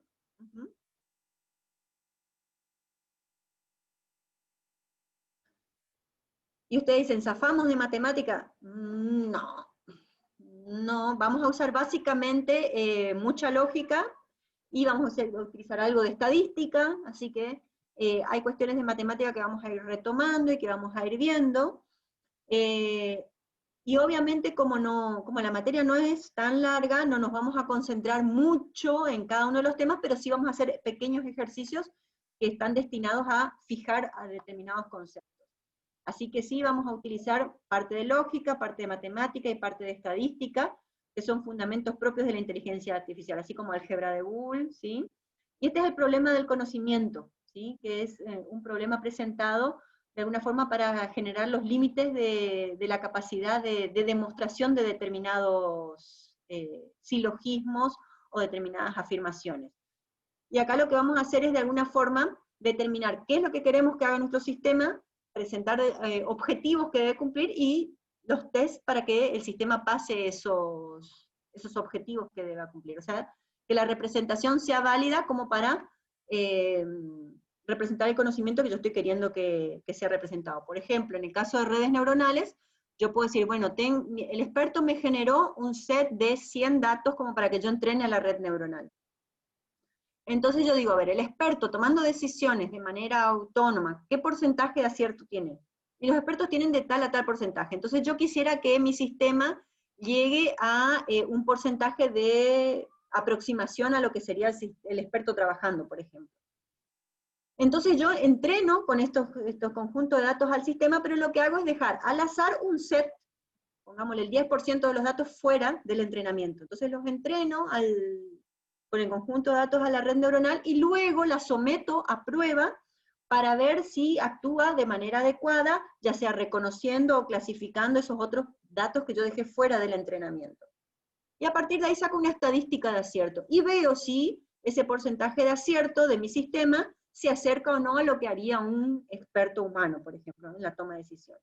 Esa sería una forma de tratar de alguna forma validar que mi sistema funciona de la manera esperada o adecuada. Si me alejo mucho de los porcentajes, o me están faltando datos de entrenamiento, o realmente no sirve para aplicar para ese tipo de problemas, ¿sí? Generalmente es porque faltan datos para el entrenamiento, pero bueno. Eso tiene mucho que ver también, como les decía, en base a cada tipo de problema, a cada escenario y a la información que tengo disponible, encontrar la técnica adecuada para ser aplicada. ¿sí? No siempre voy a usar la misma técnica para cada uno de los problemas, ¿no? Todo lo que es teoría de juego, la parte de redes bayesianas y estadística está muy asociada a lo que es toma de decisiones en ambientes económicos, ¿sí? Entonces toda la parte de inteligencia artificial aplicada a sistemas expertos probabilísticos viene mucho de la mano de conceptos que vienen de teoría del juego o de estadística y economía. Las cadenas de Markov también se utilizan para lo que es búsqueda, ¿sí? Resolver problemas de búsqueda. Que es optimización también. Para optimización se utilizan mucho algoritmos genéticos, cuando queremos optimizar determinados parámetros. Y por último, obviamente que toda esta cuestión del machine learning y el deep learning, que está muy asociado a lo que son las redes neuronales, viene de la mano de la neurociencia. O sea, una vez que la neurociencia se afianzó como disciplina, aparecieron los tomógrafos computados, y se empezó a realmente ver y estudiar cómo trabaja el cerebro, es en donde se empezó a hacer más hincapié en el desarrollo de este tipo de técnicas, que al principio no tuvo muchos adeptos, que tuvo sus idas y vueltas, pero hoy por hoy es una de las técnicas que más está de moda. Es más, yo me acuerdo hace, ¿cuánto? 5 años atrás habrá sido, en donde no estaba tan de moda y no se hablaba mucho de esto, una persona me preguntó sobre qué rama de la inteligencia artificial yo creía que estaba el desarrollo futuro, y yo justamente le dije a esa persona que para mí, más allá de que es justamente la rama que a mí personalmente me gusta, porque mi tesis y mis trabajos de investigación fueron sobre la rama de redes neuronales, era ese el camino. Casi 3 años después, lo mencionó Simari en uno de sus congresos, y después también lo mencionaron en la apertura de la jornada TEIET que hicimos en el campus. Lo mencionaron en la conferencia de apertura, de que justamente es una de las ramas sobre las cuales se va a desarrollar o va a tener mucho crecimiento a largo plazo la inteligencia artificial. Viene de la mano de cómo fueron mejorando estos métodos, vienen de la mano de cómo se fueron desarrollando librerías y lenguajes de programación específicos, ¿sí? Como Python o R, que por ahí están trabajando con el desarrollo de librerías propias para trabajar más en esta temática, pero también con el aumento del poder de cómputo y de disponibilidad a este poder de cómputo, ¿sí? Tener acceso y disponibilidad a un alto poder de cómputo también ayuda a generar proyectos que son mucho más pretenciosos y con mejores resultados, ¿no? Y obviamente que mientras nosotros más aprendamos sobre cómo piensa el ser humano, cómo actúa el ser humano, cómo se justifica el razonamiento o el pensamiento humano, cómo piensan y actúan los animales, de alguna manera podríamos generar nuevas técnicas, nuevos métodos. Ustedes van a ver ahora cuando veamos la parte de redes neuronales, qué técnica utiliza cada una de las redes neuronales para generar sus cálculos, ¿no? Y ustedes van a ver que a medida que uno profundiza un poco más en lo que es entender el pensamiento, el razonamiento humano, también surgen nuevas técnicas que buscan, de alguna forma, copiar este tipo de pensamiento, de razonamiento, ¿sí? Y ahí, bueno, cómo fue evolucionando la ingeniería computacional, la teoría de control y cibernética, y la lingüística, que es algo que también se trabaja muchísimo. Hay muchísimo desarrollo y trabajo en lo que es el manejo del lenguaje natural. Y obviamente que esto depende mucho del idioma, ¿sí? Manejo el lenguaje natural en un idioma específico. Es muy complejo, súper complejo el tema del lenguaje.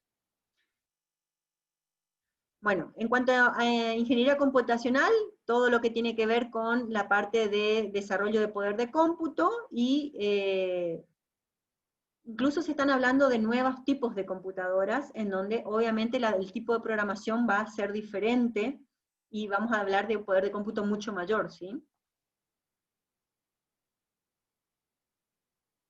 Toda la parte de cibernética, toda la parte de teoría de control, ¿sí?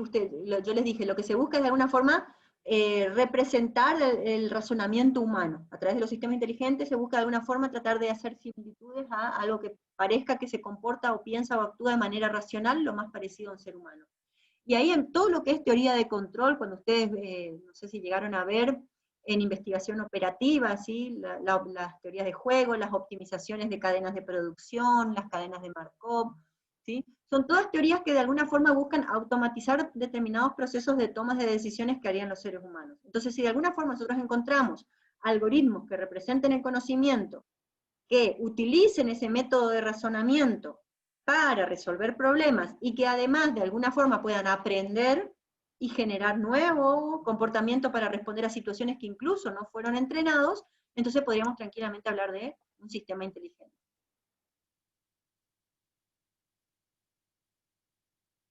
Quedan 20 minutos. Bueno, todo lo que tiene que ver con la parte de la lingüística, como le dije, es ampliamente desarrollada y es toda una rama específica, todo lo que tiene que ver con procesamiento del lenguaje natural, que está muy relacionado al idioma. Hay trabajos específicos. Ahí les dejo los autores. Esto está en el libro y está en la bibliografía también, ¿sí? De la evolución y de los diferentes referentes. Por ahí ustedes pueden ver, ¿sí? Que no es algo tan moderno, que ya tuvo sus inicios a partir del 43, ¿sí? Con un modelo de cerebro, a través de las máquinas inteligentes de Turing, ¿sí?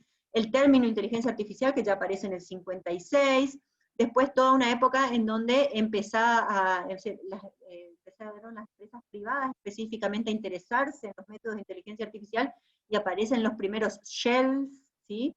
Que son conjuntos de sistemas expertos vacíos en donde yo podía cargar las reglas que quería, y en base a eso yo customizaba mi sistema experto, o le enseñaba en base a lo que yo quería que haga, ¿sí? Esa es la parte de Look Mama, no Hands, o sea, mira mamá como camino sin manos, digamos, que es en donde se le dio mucho hincapié y tuvo una época de oro la inteligencia artificial. Después hubo algunas pruebas y hubo también muchos actos fallidos que hicieron que por ejemplo, las redes neuronales que surgieron inicialmente no pudieron progresar mucho porque no había mucha teoría asociada a la misma, y entonces básicamente se descartó por una época, y sí tuvo mucho crecimiento y mucho auge los sistemas expertos basados en reglas. Durante años fueron el parangón de lo que es la inteligencia artificial. Lo representativo de lo que es inteligencia artificial eran los sistemas expertos basados en reglas, especialmente para el ámbito económico, para toma de decisiones, si te dan o no te dan un préstamo, qué tipo de perfil inversor tenés, dónde te querés ir de vacaciones, sistemas de apoyo médico, por ejemplo, para diagnóstico médico, varias áreas que se desarrollaron específicamente con ese tipo de técnica durante muchos años. Y recién después, cuando surge nuevamente la neurociencia, es donde vuelve a resurgir las redes neuronales, y aparecen los primeros sistemas basados en conocimiento.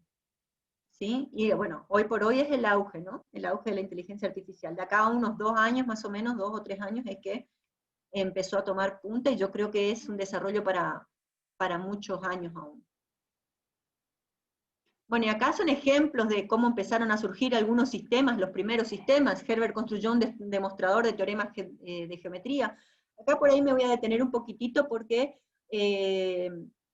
cuando aparecieron los primeros sistemas inteligentes, lo que se buscaba es que el sistema sea inteligente en el más amplio concepto, y ahí fue donde fracasaron muchos sistemas, y se dieron cuenta de que la única forma de lograr de que un sistema se comporte o actúe de manera inteligente era restringiendo el dominio. Entonces, cuando más restringido es el dominio de aplicación del sistema, más probabilidad hay de que su comportamiento se ajuste a lo esperado, y que sea realmente un sistema inteligente. Pero cuanto más genérico lo queremos hacer, más amplio lo queremos hacer, más probabilidades hay de fallas en el sistema. Entonces eso por ahí es muy importante. Aparece un juego de damas entre el 52 y el 69, y este lenguaje es muy importante. Lisp es uno de los primeros lenguajes de programación orientada a la lógica, ¿sí? Para sistemas expertos basados en reglas. Nosotros vamos a ver una evolución de este, que es el CLIPS, ¿sí? Vamos a ver un poquitito de programación lógica basada en CLIPS. Minsky, los micromundos y los bloques, fue justamente uno de estos problemas que yo les digo que trataba de ser lo más generalista posible, pero dentro de todo tuvo buenos resultados en un momento inicial. Después, bueno, cuando quiso ser más generalista es donde empezó a fracasar. Y acá es la primera parte de las redes neuronales que le digo, que es el aprendizaje hebbiano, aparición y adaptación de perceptores. Entonces, las primeras redes neuronales que aparecen. que son las que vamos a ver cuando arranquemos con redes neuronales. Les voy a explicar más qué es el aprendizaje hebbiano. En el 56 aparece el término inteligencia artificial para designar una nueva disciplina con la ayuda de las máquinas, ¿sí? Donde se busca de alguna forma que las máquinas sean inteligentes, y se organiza un congreso sobre informática teórica en el que aparece formalmente el concepto y empieza a tener entidad propia, y aparece a tener un apartado especial dentro de los congresos, ¿sí? Hoy por hoy hay congresos específicos de inteligencia artificial con cada una de sus disciplinas, subdisciplinas propias de la inteligencia artificial, ¿no? Pero inicialmente apareció como una rama dentro de los congresos de computación. Bueno, al principio también hubo predicciones apresuradas, errores sonados, ¿sí? Por ejemplo, hubo y hace poco también hubo programas de traducción, ¿sí? Esto en realidad era parte de la inteligencia de Estados Unidos que trataba de alguna forma interceptar los mensajes rusos y traducirlos. Entonces lo que se buscaba era que sea un traductor del idioma ruso, y cuando se hizo la presentación oficial, tipo cuando le apareció la pantalla azul en la presentación de Windows, ¿sí? Bueno, algo así pasó, quisieron probar al sistema traductor en una presentación oficial y pusieron el espíritu es fuerte pero la carne es débil, en ruso, y el sistema tradujo el vodka es bueno pero la carne está podrida. O sea que realmente el traductor no funcionó muy bien, así que hubo varios casos de grandes inversiones que se hicieron que tampoco les fue muy bien, o sea, no todas fueron rosas, hubo espinas en el camino. Se creía entonces en ese momento que el poder, la única limitante que tenían los sistemas era el poder de cómputo, ¿sí? Entonces ellos creían que el único problema era ese, era el poder de cómputo, que era muy limitado el poder de cómputo y que por eso no se podían lograr mejores resultados. Pero más adelante vieron que no era solamente el poder de cómputo, sino la forma de representar el conocimiento y la forma de manipular esa representación. El hecho de que un programa sea capaz de encontrar una solución no implica que tal programa encierre todos los mecanismos necesarios para encontrar la solución en la práctica. Como les decía hoy, que el conocimiento sea genérico es la limitante más grande de los sistemas inteligentes. Cuanto más específico es, mejor funciona. Después, hasta el 79, aparecen lo que son las reglas, los sistemas expertos, la aplicación para la comprensión del lenguaje natural. Acá hay todo un fundamento del estudio del lenguaje y un fundamento matemático, ¿sí? Que tiene que ver con el tipo de letra, la distancia entre las letras, la estructura de la oración y un montón de cuestiones de la lingüística que están muy relacionados y que también se aplican dentro del estudio del lenguaje natural. Aparecen los esquemas, estos que le digo de representación de conocimiento. Los primeros esquemas de representación de conocimiento se llamaban frames, que hace 10 años atrás, en las clases de inteligencia artificial yo les daba a los chicos frames, ahora a ustedes no les voy a dar más, ¿sí?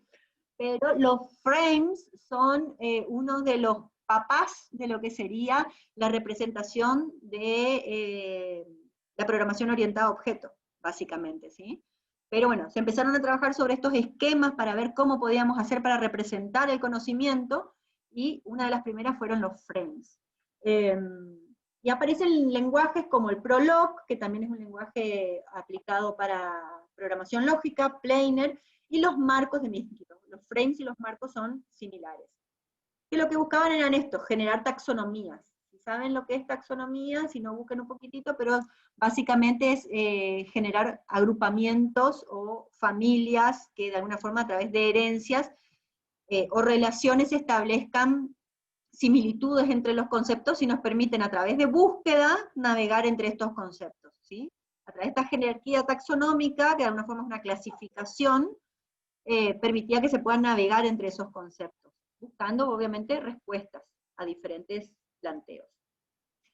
Y bueno, en el 80 recién se vuelve realmente una industria, en donde aparece directamente dentro de las empresas como una herramienta o una potencial herramienta más para la toma de decisiones.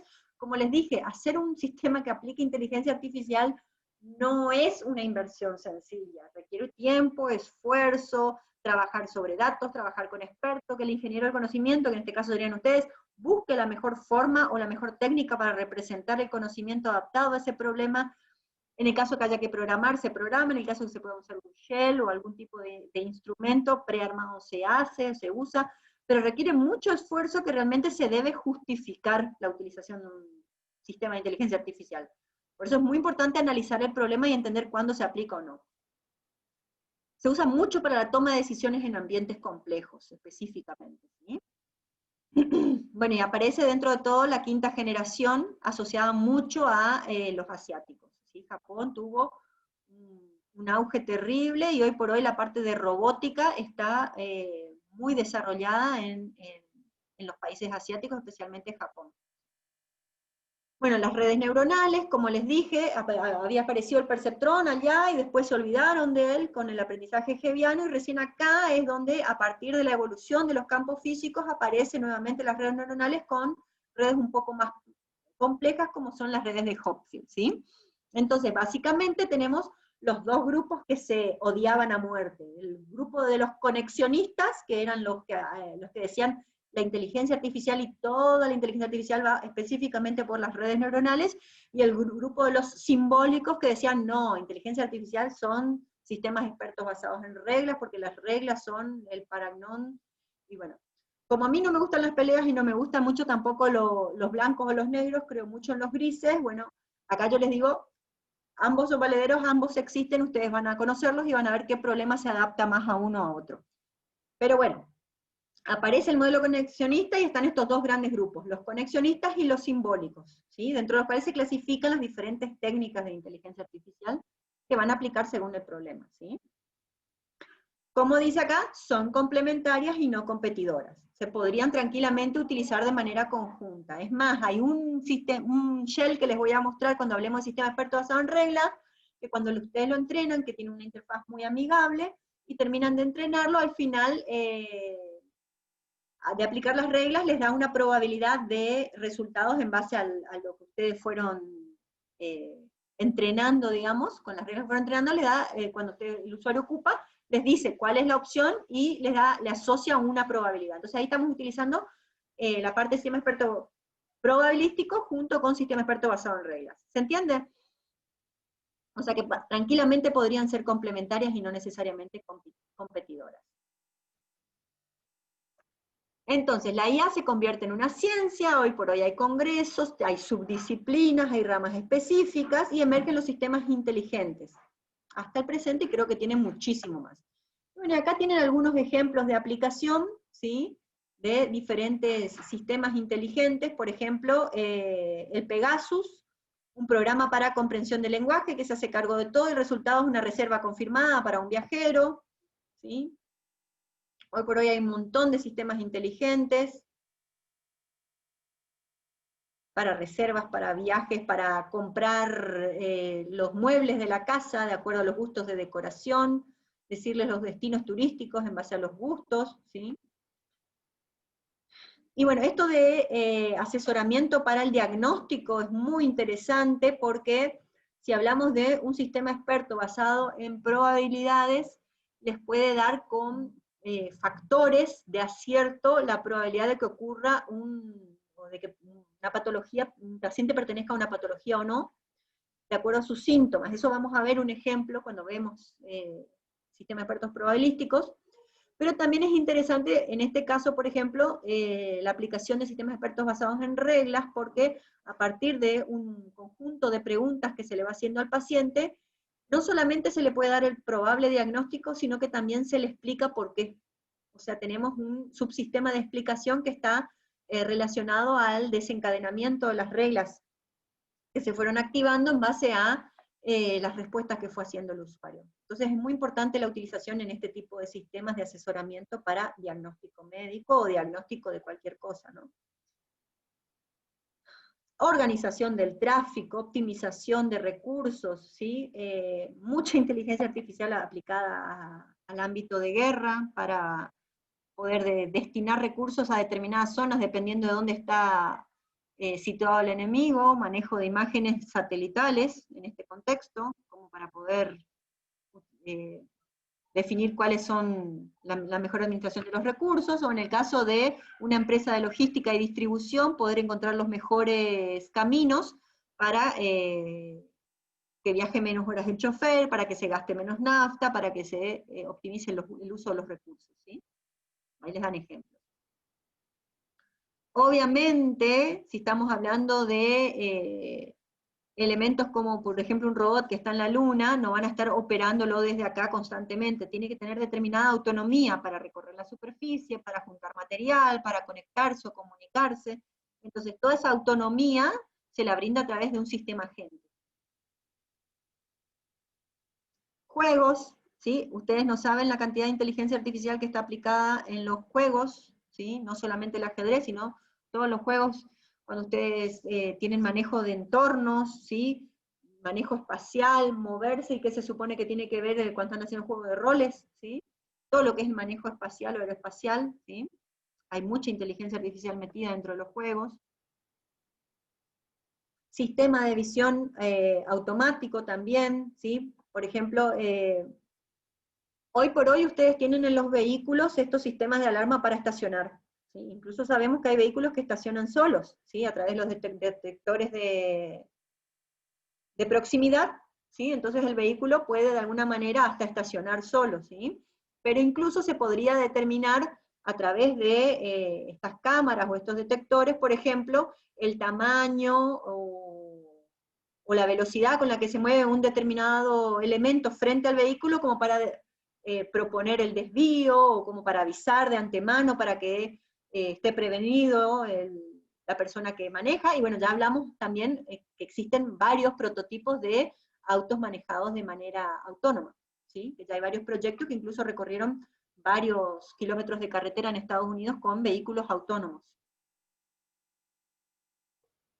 Bueno, toda la parte de logística, como les dije, ¿sí? Encontrar el mejor camino, el mejor uso de recursos. Acá está el ejemplo que les decía de la guerra en el Golfo Pérsico, a través del análisis.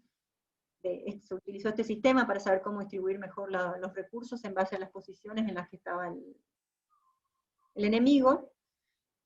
Bueno, la parte de robótica, yo generalmente todos los años trato de llevar a mis alumnos, especialmente los del último año, algún tipo de paseo, ¿sí? Generalmente llevo a los de redes a visitar alguna infraestructura, generalmente les llevo a los de inteligencia artificial a hacer una experimentación en los laboratorios de robótica, ya sea en la escuela de robótica o en el centro del conocimiento.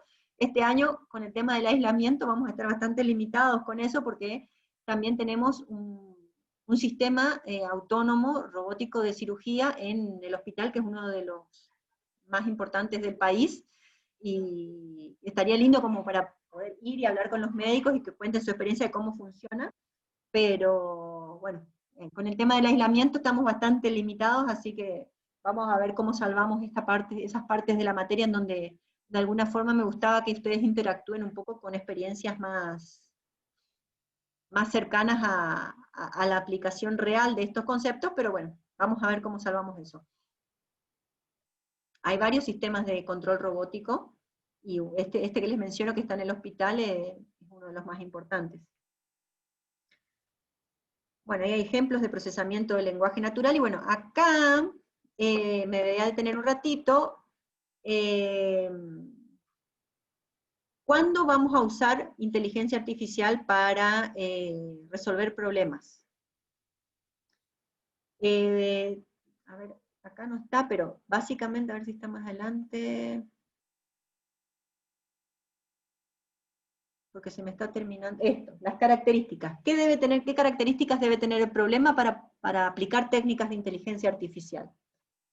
El problema tiene que tener, por sobre todas las cosas, la resolución del mismo dentro de un dominio finito y restringido. Como les dije, cuanto más general, cuanto más difuso sea el campo en el cual yo quiero aplicar mi sistema, más probabilidad de fracaso voy a tener. O sea, tengo que tener bien definido el problema, el ámbito de aplicación y el dominio. Tiene que ser finito y restringido. Deben existir expertos que conozcan el dominio del problema para aportar su conocimiento y poder resolverlo. O sea, tiene que haber alguien que yo me pueda entrevistar y que me explique para poder generar ya sea las reglas, o en todo caso, si no hay un experto, tengo que tener un volumen de datos importante que me permita a través de diferentes técnicas extraer el conocimiento, ¿sí? Entonces, o tengo el experto o tengo acceso a información histórica importante. Si yo tengo acceso a información histórica importante, lo primero que tengo que hacer es un estudio de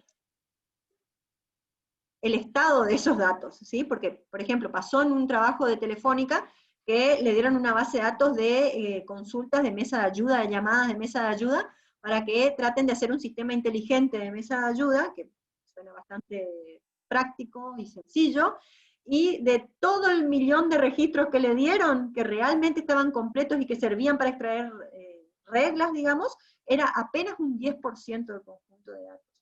O sea, es impresionante, por eso es muy importante cuando se hacen sistemas, que se piense mucho en qué información se va a guardar y cómo se va a guardar. Porque después, cuando se quiere hacer cualquier tipo de análisis sobre esos datos, no es tan sencillo, y menos aplicar técnicas de inteligencia artificial. A veces tengo volúmenes grandes de datos, pero que no me sirven absolutamente para nada, porque están incompletos, porque están corruptos, o porque se guardaron de una manera que a mí no me sirve. ¿Sí? Entonces, tener acceso a un conjunto o un volumen importante de datos o al experto. Y obviamente el problema debe ser lo suficientemente complejo y debe manejar un conjunto muy grande de variables, ¿sí? De manera tal de que ese razonamiento no sea sencillo y se pueda definir a través de un conjunto de condiciones, ya sea hardcodeadas dentro del código, metidas dentro de reglas en la base de datos, ¿sí? Pero tiene que ser un sistema lo suficientemente complejo y que maneje un conjunto importante de variables y que no sea un problema tan sencillo, sino que realmente se necesite la interferencia de una máquina para manejar toda esa información, ¿sí? Estas son las características propias de los problemas que tienen que necesitan la aplicación de inteligencia artificial. Obviamente que estos conocimientos van a ser voluminosos, difíciles de caracterizar, van a estar cambiando constantemente, ¿sí? Y se distingue el conocimiento es diferente de los datos porque es la forma en que yo voy a organizar la información. Cuando yo hablo de guardar conocimiento, yo no estoy hablando de guardar datos, ¿eh? No tiene nada que ver con los datos. Los datos son la foto de la realidad en un momento dado, nada más. El conocimiento es de gran volumen, es muy difícil calificarlo, clasificarlo, caracterizarlo, definirlo, cambia, y esto tiene que ver con la capacidad de aprender, cambia constantemente, y se distingue de los datos en cómo se organiza y cómo se relacionan, ¿sí? Entonces, la forma en que voy a guardar el conocimiento va a depender mucho de la técnica de inteligencia artificial que yo utilice, ¿sí? Y obviamente que me tiene que permitir recuperarlo de manera rápida e idónea según la técnica que utilice, ¿no? Tiene que ser correctamente utilizado. No es lo mismo dato que información. El conocimiento es la regla general, es la generalización de un conjunto de datos, ¿sí? A ver qué me ponen acá. El conocimiento sería una forma de procesamiento de datos, o se podría almacenar para usar ese conocimiento como un dato luego. Sí es una forma de procesar datos, porque, por ejemplo, en un sistema experto basado en reglas, vos tenés las reglas y los hechos. Las reglas son las relaciones entre las entidades. Y los hechos son los datos que tienen las entidades en un momento dado. Entonces, en base a los datos que te va dando el usuario en un momento dado, el sistema va activando determinadas reglas y te va haciendo nuevas preguntas hasta llegar a una conclusión, o preguntarle más al usuario hasta poder llegar a una conclusión o a un resultado. Entonces el conocimiento van a ser ¿qué cosa? Van a ser las reglas que yo tengo dentro de mi sistema experto, ¿sí? Un sistema experto basado en reglas. Y los datos van a ser esos hechos, es una foto de la realidad en un momento dado. ¿El conocimiento me sirve para procesar los datos? Sí, pero tiene que tener ese poder de generalización. Ahora, almacenarlos para usarlos luego, no, datos no se guardan nunca. Datos no se guardan. Los datos son temporales y están en la memoria de trabajo y se utilizan temporalmente, ¿sí? Lo que vos guardás siempre es el conocimiento representado de alguna forma, ¿sí? Los datos están en la memoria de trabajo para poder resolver un problema en un momento determinado, pero no se guardan datos. Es muy gracioso, porque por ejemplo cuando nosotros vemos redes neuronales, y yo les muestro cómo se representan, por ejemplo, las letras, la A, la B, la C, la D, y se tienen que aprender todo el abecedario, por ejemplo, y después les presento un determinado patrón y me tienen que decir qué letra es, y ustedes creen que el sistema va a ir a buscar en todas las letras que yo usé para entrenarle. O sea, tardaría una vida y el poder de precisión que podría llegar a tener es totalmente escaso. Sin embargo, al utilizar una red neuronal y generar pesos y tener guardados pesos, lo que él hace es una clasificación y una caracterización, y después en base al patrón que le presento me dice qué patrones de los cuales yo usé para entrenarle es el más parecido. E incluso me muestra, me dice, esto que vos ingresaste acá es esta letra, y me la muestra. Pero en la base de datos vos abrís, y lo único que está guardado son los pesos de la red neuronal. No hay ninguna letra, ningún patrón de letra con el cual vos lo hayas entrenado guardado en la base de datos. No sé si se me entiende, ¿sí? Por eso me interesa mostrarles los ejemplos, cómo se entrena la red, cómo se calcula y qué se guarda en la base de datos, porque eso es lo que me interesa que ustedes hagan. Después usen la herramienta, el lenguaje que ustedes quieran, pero entiendan la teoría que hay por debajo. Eso es lo importante. ¿Qué dice? Claro, en una red neuronal los pesos representan. Claro, en la red neuronal el conocimiento está en los pesos. Entonces voy a abrir una base de datos de una red neuronal y lo que encontré es un conjunto de números que representan las conexiones entre las neuronas. Y no hay guardado ningún patrón.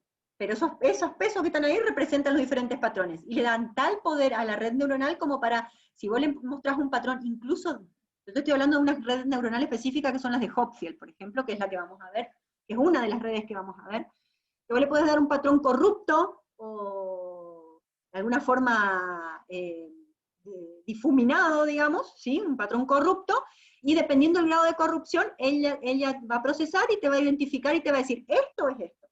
O sea, no solamente te lo caracteriza y te lo clasifica, sino que lo recompone y lo restituye y te lo muestra restituido, sin tener eso guardado en la base de datos.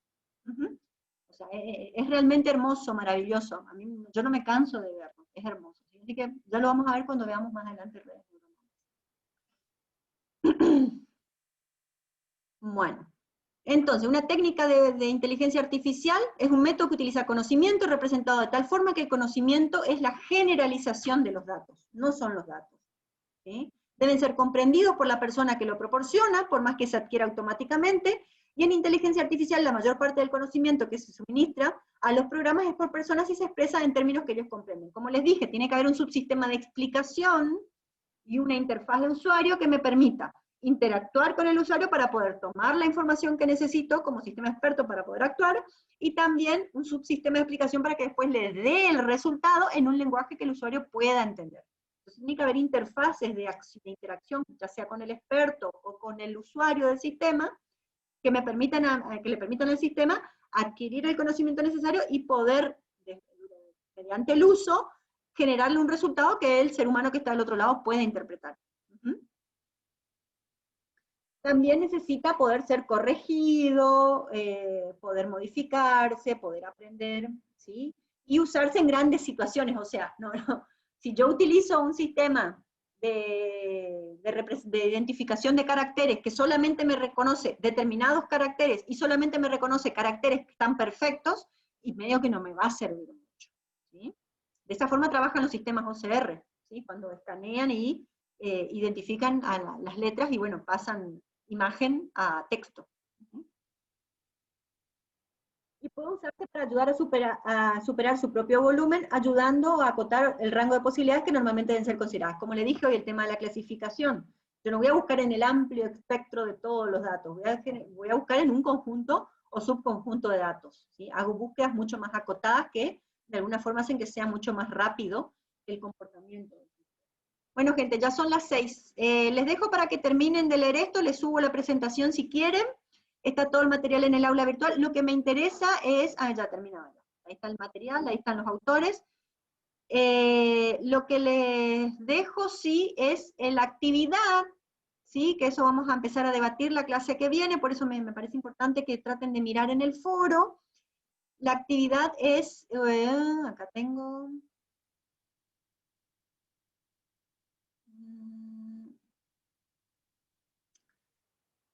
Estas 3 preguntitas que están acá abajo.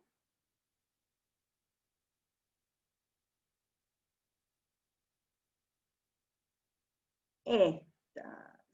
A ver. No, estos están en el cuestionario, ¿sí? el cuestionario tienen el tema de qué es el test de Turing, buscar información sobre qué es la habitación china, que es algo similar a lo que es el test de Turing, averiguar sobre el Loebner Prize, que es el premio internacional que le digo para pasar el test de Turing, analizar un poco y explicar esto. La inteligencia artificial estudia cómo lograr que las máquinas realicen tareas que por el momento son realizadas mejor por los seres humanos.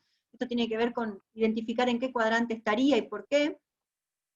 Y a estas afirmaciones, analizarlas en base al contexto de los datos que estuvimos viendo y a la bibliografía, ¿sí? Conocimiento es sinónimo de información, y analicemos el siguiente ejemplo. Si A es verdadero, entonces B es verdadero, si no C es falso. En ese contexto, ¿qué sería conocimiento? ¿Qué sería información? Incluso podrían plantearse qué es dato, ¿no? ¿Qué características debe tener un problema para aplicar técnicas de inteligencia artificial? ¿Y qué es inteligencia artificial? Definan con sus palabras y expliquen en qué cuadrante estaría y por qué. ¿Por qué les parece que eso sería la mejor? Y esto es lo que está en el foro. Y esto es la parte que me interesa y sobre la cual vamos a avanzar en la clase que viene.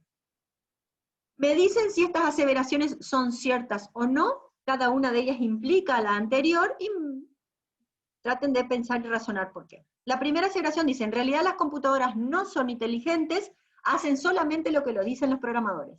Y esto es algo que a nosotros nos enseñaron cuando entramos en la carrera de informática, y son esas cosas que nos metemos y nos metemos y nos metemos, y por ahí lo repetimos tanto que lo decimos casi sin pensarlo.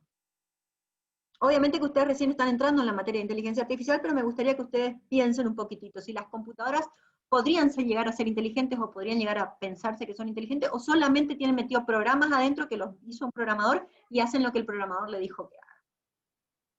Y estas dos tienen que ver con la evolución del concepto de inteligencia que vimos durante la presentación, y básicamente los filósofos como Descartes y Bacon, que les hice mucho hincapié, ¿sí? La segunda dice, en realidad los animales no son inteligentes, los animales simplemente actúan en base a lo que les dicen sus genes, y es aquí en donde decimos que actúan por instinto.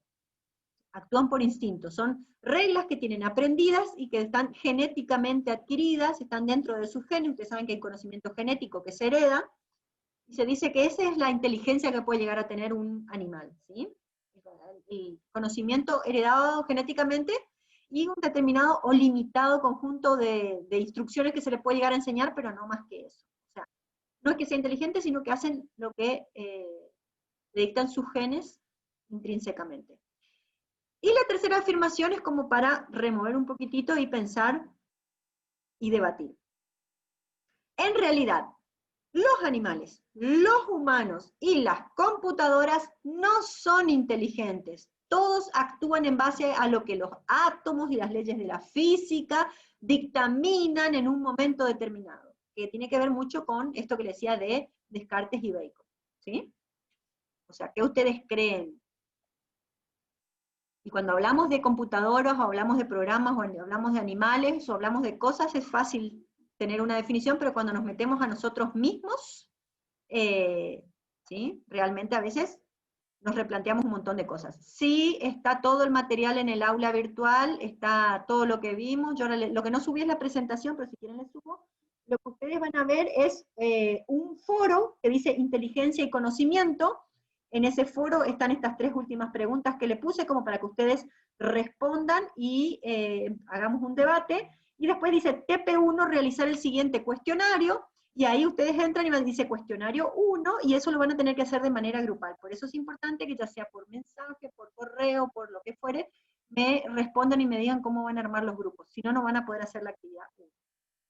Ok, gente, estamos en contacto. Lean el material, que quiero que la clase que viene sea un poquito más activa.